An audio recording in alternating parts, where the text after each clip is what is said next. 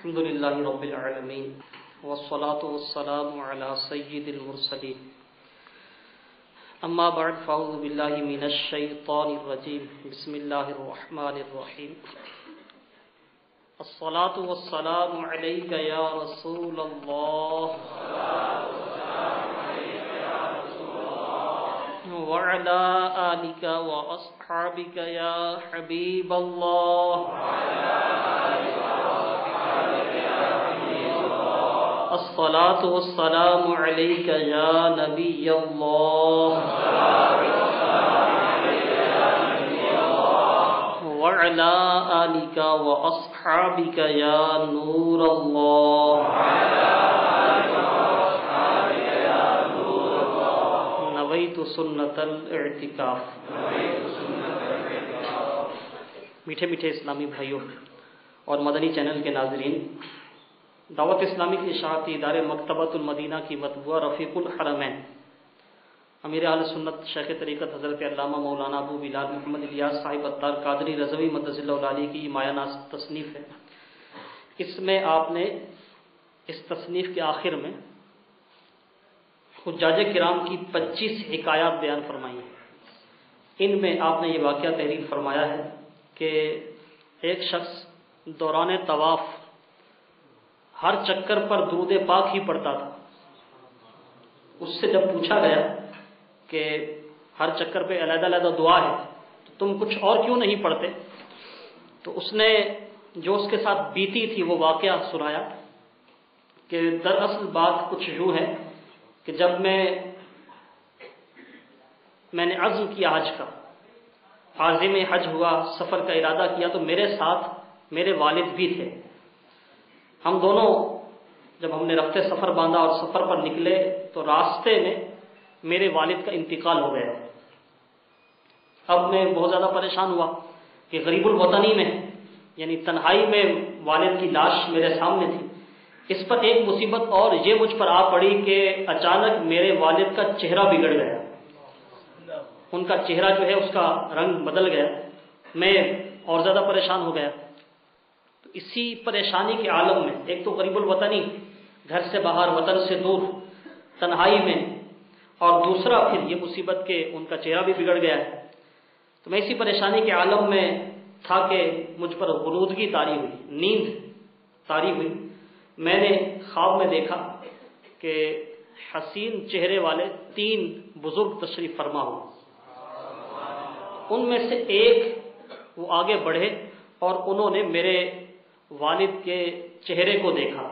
میرے والد کی ناش تک آئے اور چہرے کو دیکھا، پھر کپڑا ڈھک دیا.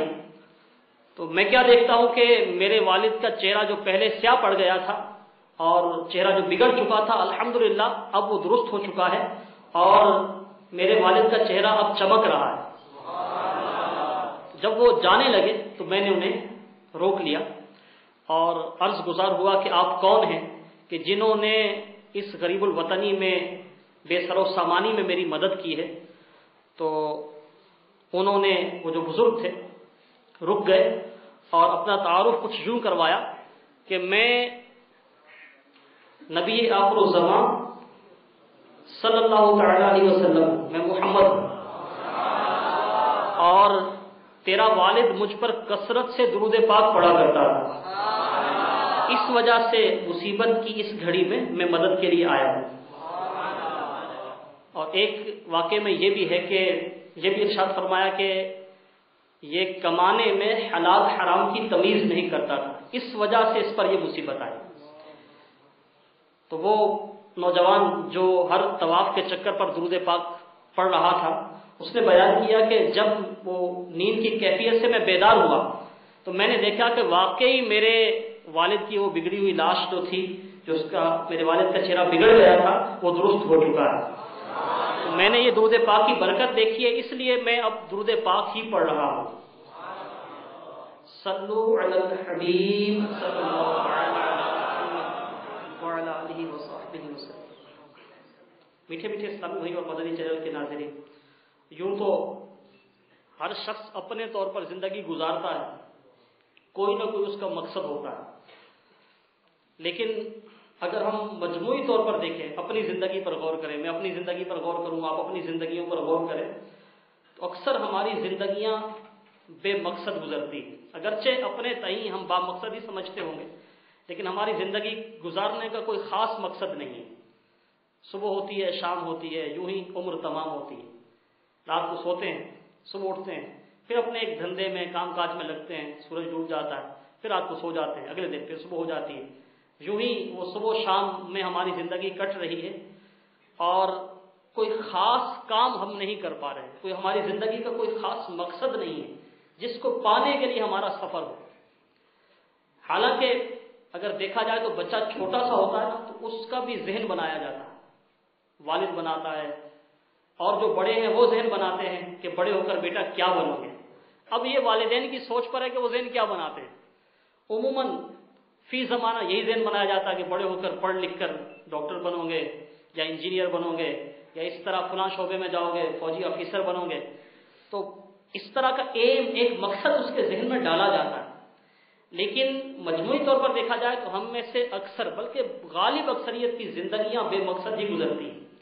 بلکہ اگر کچھ غور کیا جائے تو شاید پیسہ کمانا ہمارا مقصد ہوتا ہے، دنیا سنوارنا، یہ چند روزہ دنیا یہ گزر جائے، اچھے طریقے سے گزر جائے۔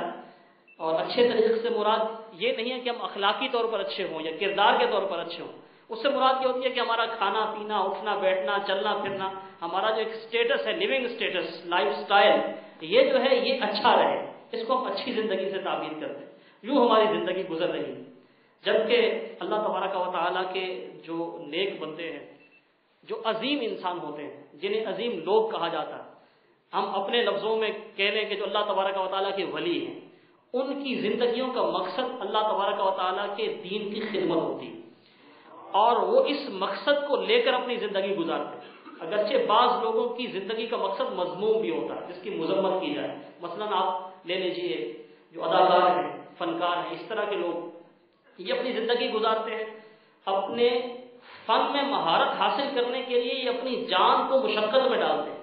یعنی جو بظاہر ہمیں ٹی وی کی اسکرین پر اس طرح یہ ایکٹر وغیرہ نظر آتے ہیں، ان کی یعنی وہ بڑے خوبصورت، ان کا جسم جو ہوتا ہے وہ اسمارٹ ہوتا ہے، اور ہم سمجھتے ہیں کہ یہ بڑی عیش میں ہے، ایسا نہیں ہوتا۔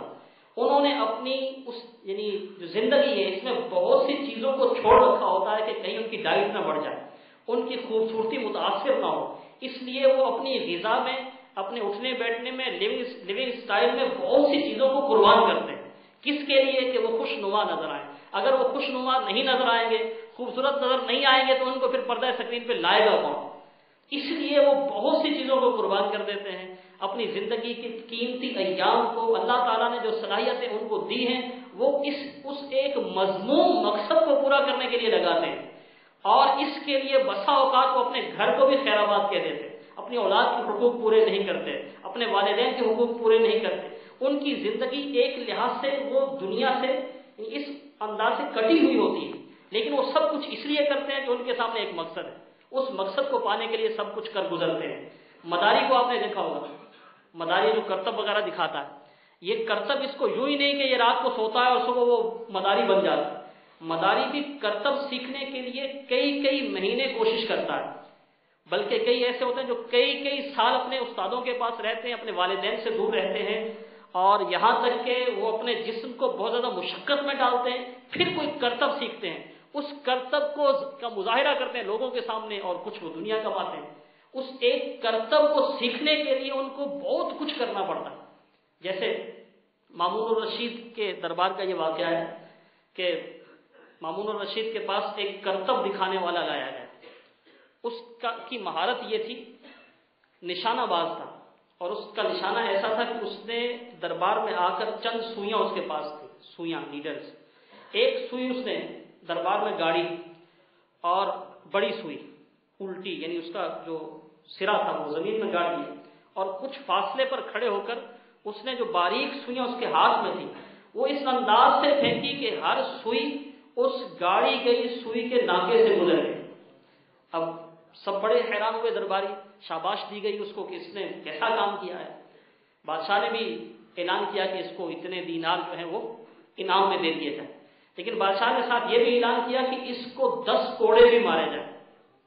اس پر سارے حیران ہو گئے، متعجب ہوئے کہ یہ کیا، اس نے ایک تو یہ کرتب دکھایا، چلے انعام دے دیا گیا ٹھیک ہے، لیکن سزا کیوں دی جا رہی ہے؟ تو مامون الرشید نے اس پر یعنی یہ سزا دینے کا راز بتایا کہ کیوں سزا دی جا رہی ہے، کہ اس نے کرتب تو دکھایا، کام کمال کا کیا ہے، لیکن کام ایسا کیا ہے جس کا کوئی فائدہ نہیں۔ اس نے اپنی زندگی میں یہ فن حاصل کرنے کے لیے، یہ کرتب سیکھنے کے لیے اللہ تعالیٰ نے جو اس کو صلاحیتیں دی تھی وہ صلاحیتیں لگائی ہیں، اور اللہ تعالیٰ نے جو صلاحیتیں اس کو دی تھی اس نے ایک ایسے کام میں لگائی ہیں جو بالکل لا یعنی، جس کا کوئی فائدہ نہیں، نہ دنیا میں فائدہ نہ آخرت میں فائدہ ہے۔ تو اس نے اللہ تبارک و تعالیٰ کی عطا کردہ صلاحیتوں کو، اللہ تبارک و تعالیٰ نے جو اس کو ذہانت دی تھی، جو اس کو وقت دیا تھا، جو ایام دیے تھے، اس شخص نے ان ایام کا، ان صلاحیتوں کا، اس ذہانت کا غلط استعمال کیا۔ اس چیز یعنی اتنی عطائیں جو اللہ تعالیٰ کی ہیں، کیا یہ اسی کے لیے رہ گئی تھی کہ یہ ایک کرتب سیکھتا رہے؟ تو مامون الرشید نے اس لیے اس کو سزا دی۔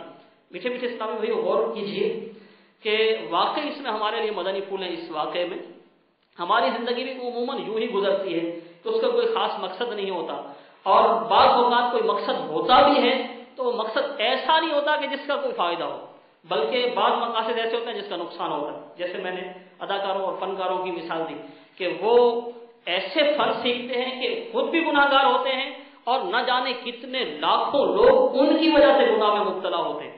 الحمدللہ عز و جل ہم مسلمان ہیں، اللہ تبارک و تعالیٰ نے ہمیں دولت ایمان سے نوازا ہے، اور الحمدللہ اللہ تبارک و تعالیٰ کا کرم ہے، ہمیں یہ سوچ، یہ سمجھ اللہ تبارک و تعالیٰ نے عطا فرمائی ہے، یہ ہمارا ذہن بنا ہے کہ ہمیں اللہ تعالیٰ کو راضی کرنا ہے۔ تو کاش ہماری زندگی بھی با مقصد بن جائے، ہماری زندگی کا بھی کوئی مقصد ہو۔ ویسے تو اللہ تبارک و تعالیٰ نے انسان کی زندگی کا مقصد قرآن پاک میں صراحت کے ساتھ بیان فرمایا کہ انسانوں کو اللہ تبارک و تعالیٰ نے اپنی عبادت کے لیے پیدا کیا۔ یہ آیت کریمہ کا مفہوم ہے کہ جن و انسان کو اللہ تعالیٰ نے اپنی عبادت کے لیے پیدا کیا۔ تو ہمارا سب سے بڑا مقصد تو اللہ تعالیٰ کی عبادت کرنا ہے، اللہ تعالیٰ کو راضی کرنا ہے۔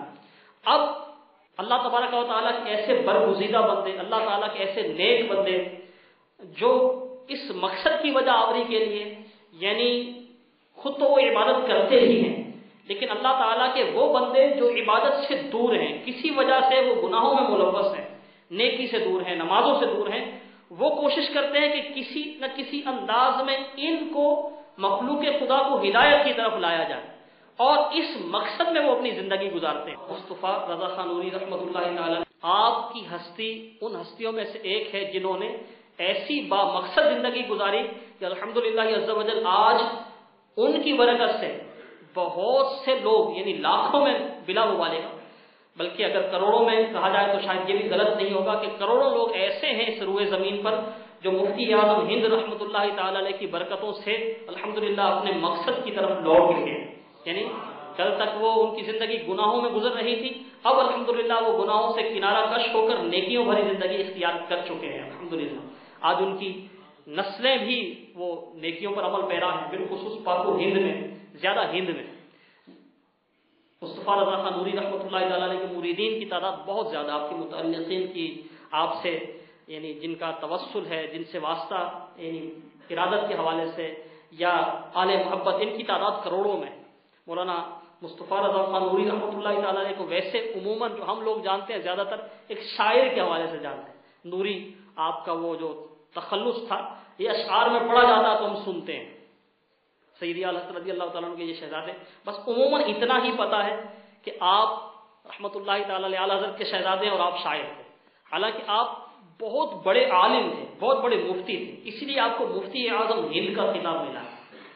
اور سبحان اللہ عز و جل، جس طرح سیدی اعلیٰ حضرت رضی اللہ تعالیٰ عنہ کا آپ نے یہ سنا ہوگا کہ آپ نے بہت کم سنی میں یعنی 13 سال کی عمر میں پہلا فتویٰ لکھا تھا، اسی طرح مفتی اعظم ہند رحمۃ اللہ تعالیٰ علیہ نے بھی بہت کم سنی میں ہی یعنی تقریباً 18 سال کی عمر میں پہلا فتویٰ تحریر فرمایا، اور سیدی اعلیٰ حضرت رضی اللہ تعالیٰ عنہ نے پہلا فتویٰ تحریر فرمایا رضاعت سے متعلق، دودھ پینے سے متعلق، اور مصطفیٰ رضا خان نوری رحمۃ اللہ تعالیٰ علیہ، مفتی اعظم ہند رحمۃ اللہ تعالیٰ علیہ نے بھی پہلا فتویٰ یہ رضاعت سے متعلق ہی تحریر فرمایا، اور یہ فتویٰ جب یعنی آپ نے تحریر کیا اور صدر الشریعہ مولانا امجد علی اعظمی رحمۃ اللہ علیہ مؤلف بہار شریعت، انہوں نے یہ فتویٰ جب سیدی اعلیٰ حضرت رضی اللہ تعالیٰ عنہ کی بارگاہ میں پیش کیا تو سیدی اعلیٰ حضرت رضی اللہ تعالیٰ عنہ نے خوش ہو کر اس پر تصدیق ثبت فرمائی اور خوشی کا اظہار فرمایا.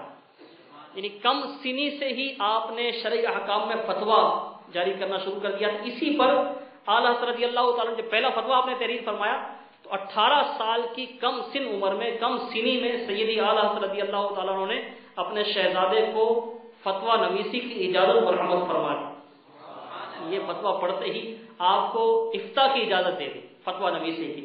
اس سے آپ کی علمی مہارت کا آپ اندازہ یعنی کر سکتے ہیں کہ اتنی کم سنی میں ہی آپ کو فتویٰ نویسی کی اجازت مل گئی. اب ہمارے وہ اسلامی بھائی جو باقاعدہ یعنی دینی تعلیم حاصل کر رہے ہیں، یعنی درس نظامی کر رہے ہیں، ان کو اندازہ ہوگا کہ اس منزل تک پہنچنے میں کتنا عرصہ لگتا اور کتنی کوشش کرنی پڑتی. درس نظامی اب تو 8 سال کا ہے اور سیدی اعلیٰ حضرت رضی اللہ تعالیٰ عنہ کے دور میں 16 سال کا تھا. اب جو درس نظامی 8 سال کا ہے، یہ کرنے کے بعد تخصص فی الفقہ یہ اگر کرے تو کم از کم 2-3 سال اس میں متخصص کے لگتے ہیں. پھر اس کے بعد وہ فتویٰ نویسی شروع کرتا ہے کسی مفتی کی نگرانی میں.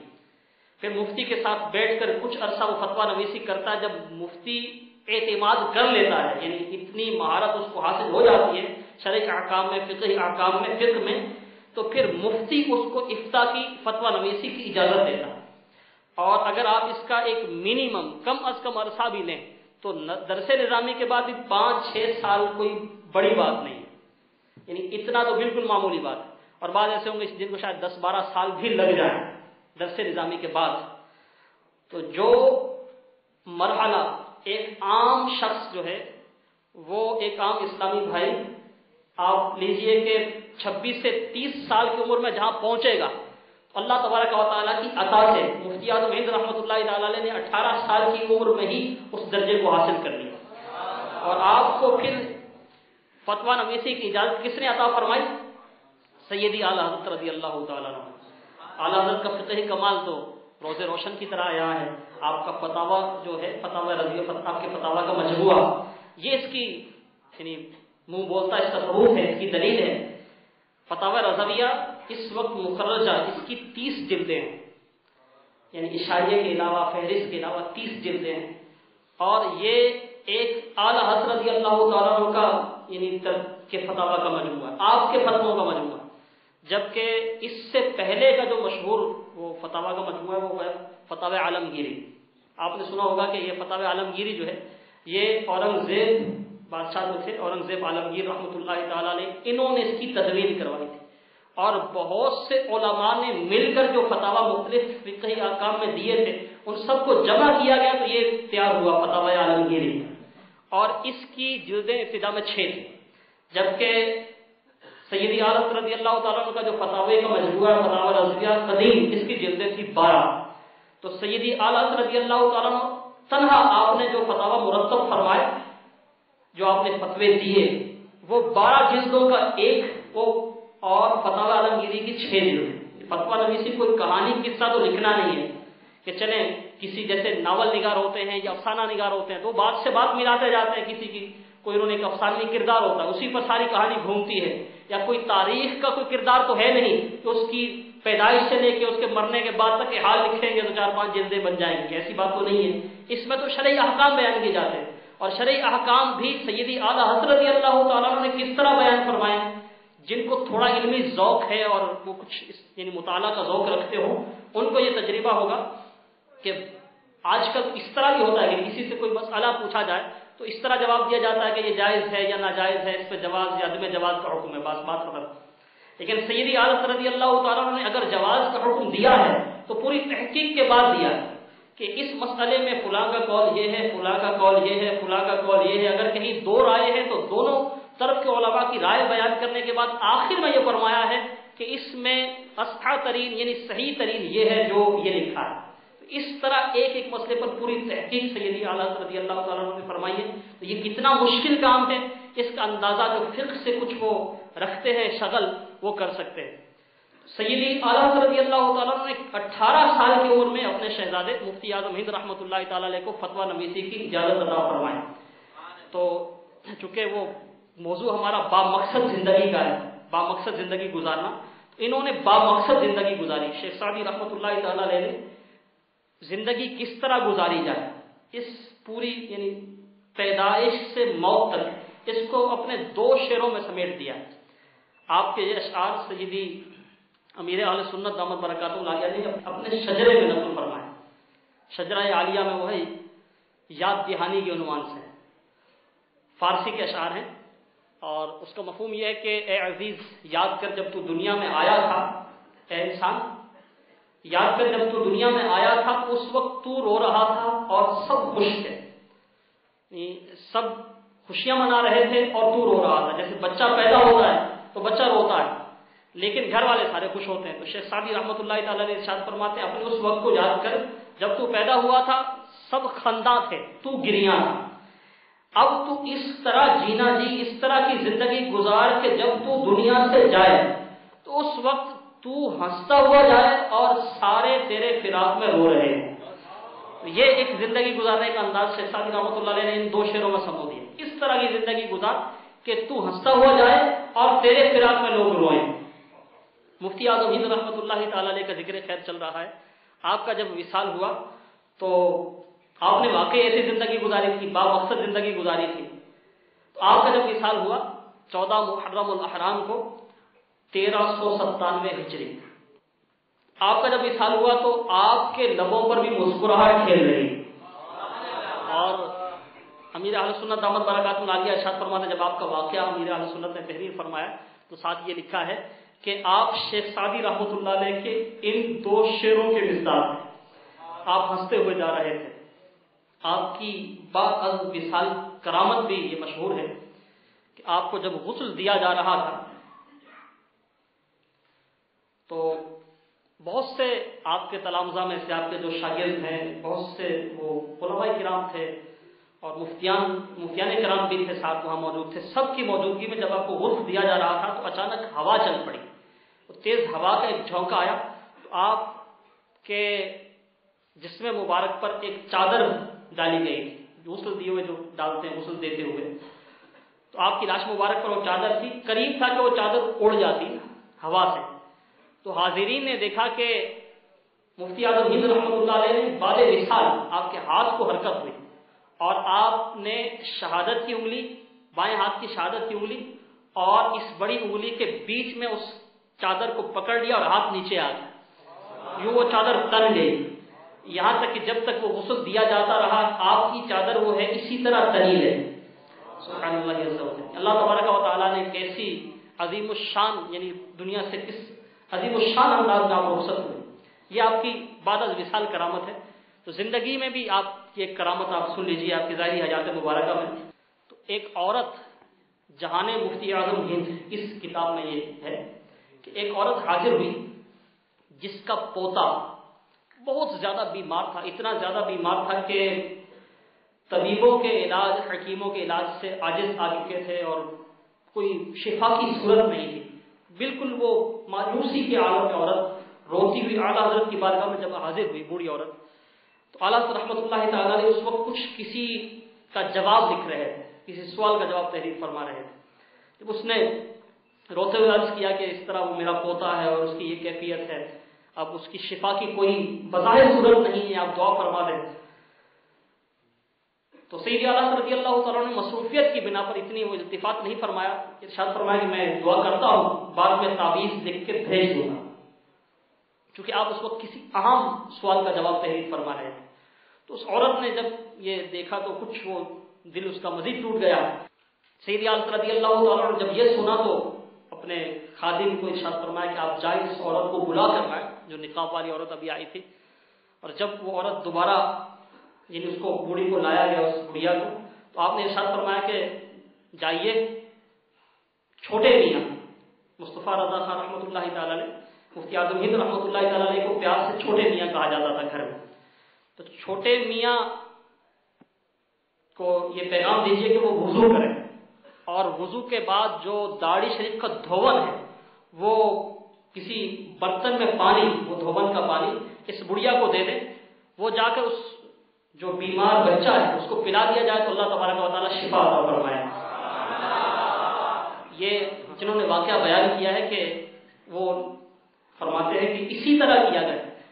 مفتی اعظم ہند رحمۃ اللہ تعالی علیہ نے وضو کیا، آپ کی داڑھی کا دھون جو پانی تھا وہ بڑھیا لے کر جب گھر پہنچی تو وہ بچہ جو بالکل نیم بے ہوشی کے عالم میں تھا اور کوئی اس کی شفا یابی کی بظاہر صورت نہیں تھی، جب چند قطرے اس کو پانی پلایا گیا تو اس نے آنکھیں کھول دی اور بعد میں وہ عورت اس بچے کو لے کر سیدی عالم رضی اللہ تعالیٰ عنہ کی بارگاہ میں بھی حاضر ہوئی، بارگاہ رضویت میں، اور اس بچے کو پیش کیا کہ یہ وہی بچہ ہے.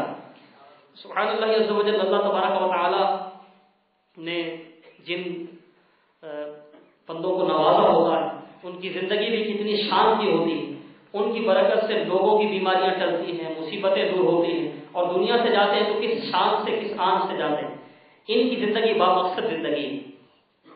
الحمدللہ عز و جل. اللہ تبارک و تعالیٰ کا کرم ہے جو اپنی زندگی نیکیوں میں گزارتے ہیں، بامقصد زندگی گزارتے ہیں.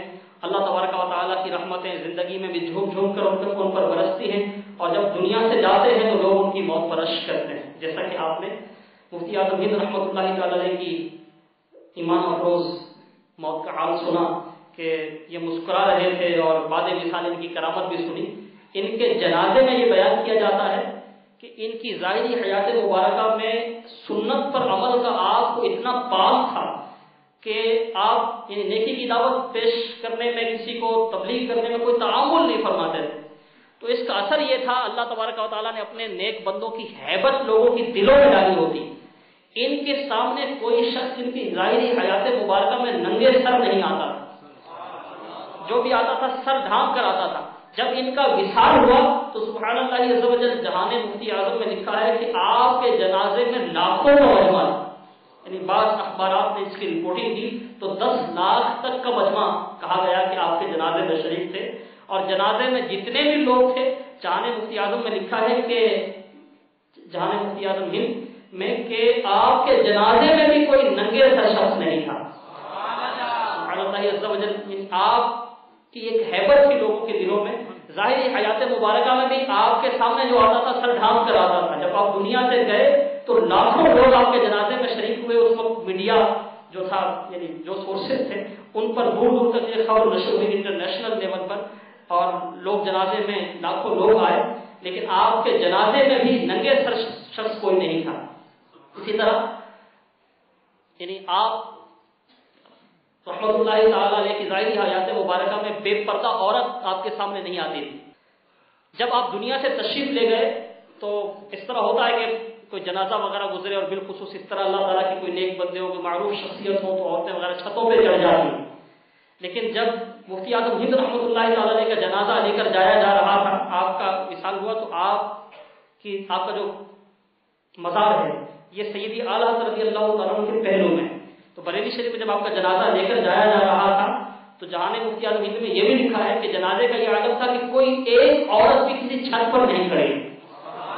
یہ بھی آپ کی ہیبت تھی جو اللہ تبارک و تعالیٰ نے لوگوں کے دلوں میں ڈال دی. تو میٹھے میٹھے اسلامی بھائیوں اور مدنی چینل کے ناظرین، دیکھیے جو اپنی زندگی کو کسی مقصد کے تحت گزارتے ہیں، اللہ تبارک و تعالیٰ ان کی عزت کیسے لوگوں کے دلوں میں ڈال دیتا. وہ اللہ تبارک و تعالیٰ کی بندگی کا مقصد پورا کرتے ہیں، اس کی عبادت کا مقصد پورا کرتے ہیں، لوگوں کو اللہ تبارک و تعالیٰ کی بندگی کے مقصد کی طرف لاتے ہیں، بھولا ہوا مقصد یاد دلاتے ہیں. اللہ تبارک و تعالیٰ ان کی عظمت و شان لوگوں کے دلوں میں ڈال دیتا. بھارت میٹھے میٹھے اسلامی بھائیوں، سیدی مفتی اعظم ہند رحمۃ اللہ تعالی علیہ کا ذکر خیر ہو رہا ہے. آپ لیجئے شیخ طریقت امیر اہل سنت حضرت علامہ مولانا ابو بلال محمد الیاس صاحب عطار قادری رضوی مدد علی کی مبارک زندگی کو. آپ نے اپنی زندگی کا کیا مقصد بنایا؟ آپ نے امت مسلمہ کی بگڑی ہوئی حالت کو دیکھا، بگڑا ہوا کردار دیکھا کہ آج کا نوجوان کس طرف جا رہا ہے، بد مذہبی کی طرف جا رہا ہے، بد عقیدگی کی طرف جا رہا ہے، بد کرداری کی طرف جا رہا ہے، یہ بے حیائی کا مرتکب ہو رہا ہے، بے پردگی کا مرتکب ہو رہا ہے، اس طرح یہ اسلام سے دور ہو رہا ہے، علم دین سے دور ہو رہا ہے. تو کڑنے والے تو بہت ہوں گے جو یہ ساری کیفیات دیکھ کر کڑتے ہوں گے کہ یہ ہو رہا ہے، وہ ہو رہا ہے، مسلمان اخلاقی طور پر تنزلی کے امیر گڑھے میں گرتا جا رہا ہے. یہ تبصرے ہوتے ہیں، کڑتے ہیں لوگ. لیکن امیر اہل سنت دامت برکاتہ العالیہ نے یہ سب دیکھا تو فقط دیکھ کر اور اپنے اندر کڑنے کی بجائے آپ نے عملی طور پر یہ ایک سمجھ لیجئے کہ اصلاحی امت کا بیڑا اٹھا لیا کہ ٹھیک ہے اس وقت کفار ہیں، نان مسلمس ہیں یہ سب، اور بدعقیدگی اور یہ سارے جو شیطان ہے، نفس و شیطان، یہ سب انسان کو، مسلمان کو بالخصوص کہ گناہوں کی طرف لے کر جا رہے ہیں، بے حیائی کے گڑھے میں دھکیل رہے ہیں، بدعقیدگی کی طرف لے کر جا رہے ہیں، لیکن مجھے اس کا مقابلہ کرنا ہے۔ امیر اہل سنت دامت برکاتہ العالیہ نے وسائل کو نہیں دیکھا بظاہر، آپ دامت برکاتہ العالیہ نے اصلاح امت کا بیڑا اٹھایا۔ آج سے کم و بیش 30 سال پہلے باب المدینہ کراچی سے آپ نے دعوت اسلامی کے مدنی کام کا آغاز کیا، اپنی زندگی کا مقصد بنا لیا کہ مجھے دعوت اسلامی کے ذریعے دنیا بھر میں جو ہے وہ اسلام کے پیغام کو عام کرنا ہے، سنت کے پیغام کو عام کرنا ہے، اور اس بدعقیدگی کا اور اس بے حیائی کا، اس بے پردگی کا، گناہوں کے خلاف کا مجھے مقابلہ کرنا ہے۔ امیر اہل سنت دامت برکاتہ العالیہ نے یہ نیت کر لی، عزم مصمم کر لیا، اور پھر اس کو عملی جامہ پہنانے کے لیے جب آپ نے کوشش شروع فرمائی تو 30 سال کے مختصر عرصے میں الحمدللہ یہ سمجھ آج آپ کے سامنے ہے کہ دعوت اسلامی کا پیغام کہاں تک پہنچ چکا ہے۔ ایک مقصد کو لے کر چلے، اور اس مقصد کے لیے پھر امیر اہل سنت نے اپنی ضروریات کو قربان کر دی۔ امیر اہل سنت دامت برکاتہ العالیہ کی زندگی سے جو اسلامی بھائی واقف ہیں وہ جانتے ہیں کہ آپ دامت برکاتہ العالیہ کتنے لمبے عرصے تک اپنے گھر والوں سے دور رہتے ہیں۔ اپنی آپ باب المدینہ کراچی میں آتے ہیں، اس کے باوجود آپ کے اکثر ایام فیضان مدینہ میں گزرتے ہیں، اور پاکستان سے باہر جب آپ کا بیرونی ملک سفر ہوتا ہے تو اس میں بھی ایک مقصد ہوتا ہے کہ مجھے پیارے آقا علیہ الصلوۃ والسلام کی امت کو یہ چیز پیش کرنی ہے۔ آپ تحریری کام کو لے کر اصلاح امت کے جذبے کے تحت لوگوں سے یعنی بظاہر وہ علیحدگی اختیار کر کے چند اسلامی بھائیوں کے دوران اپنا وقت وہاں گزارتے ہیں تاکہ اچھے انداز میں وہاں تحریری کام کر کے پیارے آقا علیہ الصلوۃ والسلام کی امت کو کچھ نہ کچھ پیش کیا جا سکے۔ اور آج آپ کے سامنے الحمدللہ دعوت اسلامی کے شعبہ جات ایک سے بڑھ کر ایک شعبہ، وہ کون سا شعبہ ہے جس میں الحمدللہ دعوت اسلامی نے مدنی کام نہیں کیا؟ اگر کچھ وہ شعبے ابھی باقی ہیں تو انشاءاللہ اعراضار کام کا ایک وقت ہے، وہ وقت بھی آئے گا کہ انشاءاللہ ان میں بھی دعوت اسلامی مدنی کام کرے گی۔ اب بھی دعوت اسلامی کے شعبے 41 سے تو بڑھ چکے ہیں الحمدللہ۔ اللہ تبارک و تعالی ہمارا ایمان سلامت رکھے۔ تو میٹھے میٹھے اسلامی بھائی، امیر اہل سنت نے با مقصد زندگی گزاری ہے، اور آپ کی اس جو آپ نے زندگی کے ایام گزارے ہیں، اس با مقصد زندگی گزارنے کے ثمرات آج ہمارے سامنے دنیا بھر میں الحمدللہ دعوت اسلامی کا مدنی کام دن بدن بہت تیزی سے پھیلتا چلا جا رہا ہے۔ تو امیر اہل سنت کی با مقصد زندگی گزارنے کی برکت دیکھیے کہ آج الحمدللہ لاکھوں اسلامی بھائی، اسلامی بہنیں جو دعوت اسلامی سے وابستہ ہوئے، پہلے چلے ان کی زندگی کا کوئی مقصد نہیں ہوگا، اب مقصد بن گیا۔ کیا مقصد بن گیا؟ ہو سکے تو کچھ خدمت اسلام کر جاؤ۔ الحمدللہ دعوت اسلامی میں شعبہ جات کی تقسیم ہے۔ آپ بھی یقیناً آپ کا یہ ذہن بنا ہوگا کہ ہمیں با مقصد زندگی گزارنی، تو آپ اپنا ایک مائنڈ سیٹ کر لیجئے، اپنا ذہن بنا لیجئے۔ اللہ تعالیٰ نے آپ کو صلاحیتیں دی ہیں، آپ کو ذہانت دی ہے، اللہ تبارک و تعالیٰ نے آپ کو اوقات دیے ہیں، ایام دیے ہیں زندگی کے یہ ایام، صبح وہ جاگتے ہیں، رات کو سوتے ہیں، پھر سوتے ہیں، صبح ہو جاتی ہے، صبح شام میں زندگی تمام ہو رہی ہے۔ تو اگر اسی طرح زندگی گزر تو جائے گی، اللہ تبارک و تعالیٰ کی رحمتوں کا ساتھ نہ ہوا تو اس کی ناراضی کا سامنا کرنا پڑ سکتا ہے۔ لیکن کیا ہی اچھا ہو کہ ہماری زندگی با مقصد گزرے، ہم صبح اٹھیں تو ہمارے سامنے کوئی مقصد ہو کہ آج وہ جو میرا ایک عظیم مقصد ہے، اس مقصد کے حصول کے لیے مجھے آج اتنا کام کرنا۔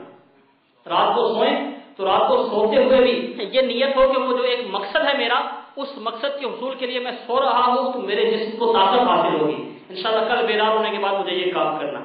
جیسے کاروباری شخص ہوتے ہیں وہ اپنے کاروبار کے بارے میں سوچتے ہیں، رات کو سوتے ہیں تو سوچتے ہیں کہ کل فلاں کو دینا ہے، فلاں سے لینا، فلاں چیز کا ریٹ گر رہا ہے، فلاں کا چڑھ رہا ہے، ان کی سوچوں میں خیالات میں یہ چیزیں ہوتی ہیں۔ صبح اٹھتے ہیں تو اسی طرح کے خیالات ہوتے ہیں کہ آج فلاں کے پاس جاؤں گا تو اس سے یہ دوں گا، اس کو دوں گا، فلاں کو پیسے دینے ہیں لیکن دینے نہیں، ویسے دینے ہیں، اس کو وعدہ کیا ہوا لیکن مجھے دینے نہیں ہے تو اس کے سامنے یہ بہانہ کر دوں گا۔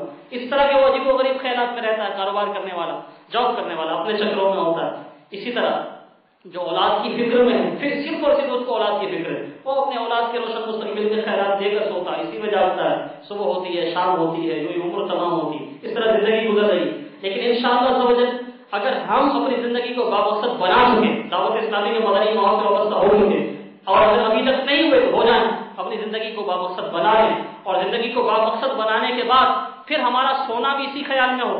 جیسے آج ہم یہاں سنتوں بھرے اجتماع میں آئے، اب ٹھیک ہے یہاں سے فارغ ہوئے، یہاں جانے کے بعد سونا تو ہے، اور نیند فوری طور پر ہر کسی کو نہیں آتی، اور اگر آتی بھی ہے تو روزانہ نہیں آتی، آپ جیسے بستر پر لیٹے اور آپ کی آنکھ بند ہوئی آپ سو گئے، ایسے نہیں ہوتا، کچھ نہ کچھ وقت خیالات میں وہ گزرتا ہے، اور عموماً یہی وقت ہوتا ہے جب پورے دن کی سوچوں کا بلکہ پوری زندگی کے خیالات کا ہجوم دل و دماغ پہ قبضہ جماتا ہے۔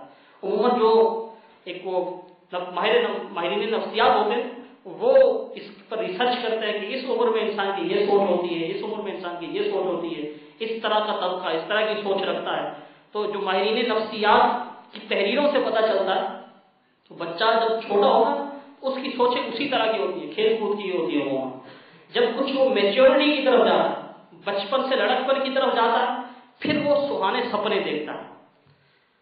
آپ میری بات سمجھ رہے ہوں گے، اس عمر سے ایک تعداد گزر چکی ہے تو سہانے سپنے دیکھتا ہے، ایسی چیز ایسے خیالات سوچتا ہے جو ہو نہیں سکتے، انہوں نے ہونا نہیں ہوتا، لیکن خیالات اس کے ہونے ایسے ہی ہوتے ہیں، لڑکپن سے نوجوانی کی طرف کی جو عمر ہوتی ہے نا، اس میں وہ یہی سوچتا ہے کہ بس میں اٹھوں تو بس میرے سامنے خزانہ یوں آ جائے اور میں بس یہ بھی بنا لوں وہ بھی بنا لوں۔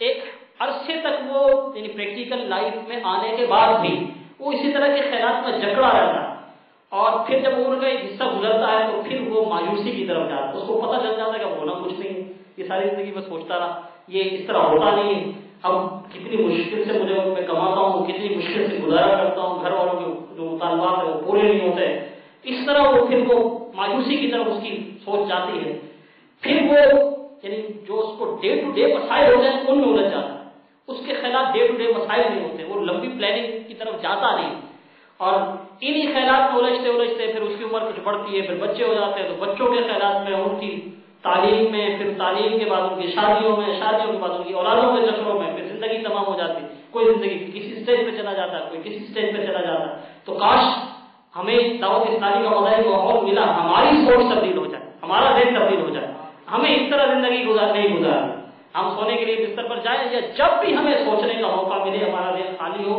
ہمارے پاس فرصت ہو، ہم اللہ تبارک و تعالیٰ کے ذکر میں مصروف ہو جائیں، ہم درود پاک پڑھنا شروع کر دیں، اور اگر سوچنا ہی ہے تو کیا سوچیں کہ مجھے کل کس طرح اپنے علاقے میں دعوت اسلامی کے مدنی کام کو بڑھانا، مجھے کل کس طرح اپنے ذیلی حلقے میں دعوت اسلامی کے مدنی کام کو بڑھانا، مجھے کس طرح اپنی گلی میں سنتوں کے پیغام کو عام کرنا ہے۔